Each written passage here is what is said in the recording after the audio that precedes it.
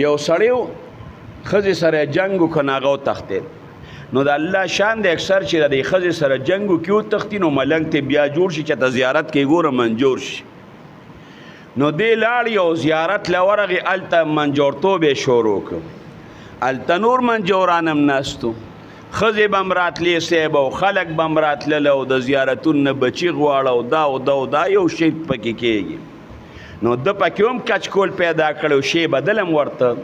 نورو منجورانو ورته خدای ته وګوره موږ له کار خراب کړی دی سر دې نیولی دی ته پکې د بار نه رالی او تا پکې دلته شی شروع کړی دی زره دې ځای نه دې نه ته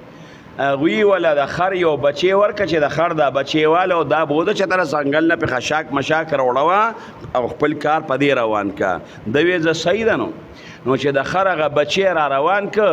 او ورته یو ځای کې په لاره مړ شو اوخو کار خو مې خراب شو هغه یې ښخ که خټ قبر یې پسې به جوړ که او ناستې جاړي ورته جړاګانې انګلیګانې جوړ کړې چې د هغې ځای نه مې کار خراب شو او د خر بچې م راته مړ شو کوم بس جړاګانې کولې ناستو نو خلک په لار راتلل چې دا دې جاړي معلومیږي چې د قبر کې لوی ولي الله د زمانې صاحبه پروت بس ښځې پې راماتې شوې چې ښځې راماتې شوې کچکول خو ده سره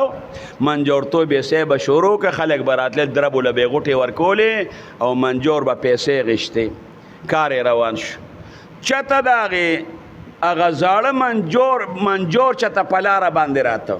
چې هغه راغلی چې ده ته یې کتلي چې او بلا خلک را روان دي او قبر ته ناست دی ورته ویې لکه دا بابا دې کوم ځای کې پیدا کړی دا خو ستا بلا مدن دی دی ورته وایي دا تاسو چې کم د خر بچی را کړی نو دا هغه مړ شوي دي نو قبر مې پې جوړ کړی نو کار مې پې روان دی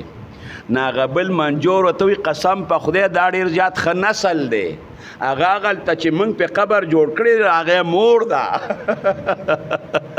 دا ډېر زیات ښه نسل دی هغه مور ده او دی بچی دی په هغې زموږ غټ کار روان دی او په دې ستا روان دی دا ډېر ښه نسل دی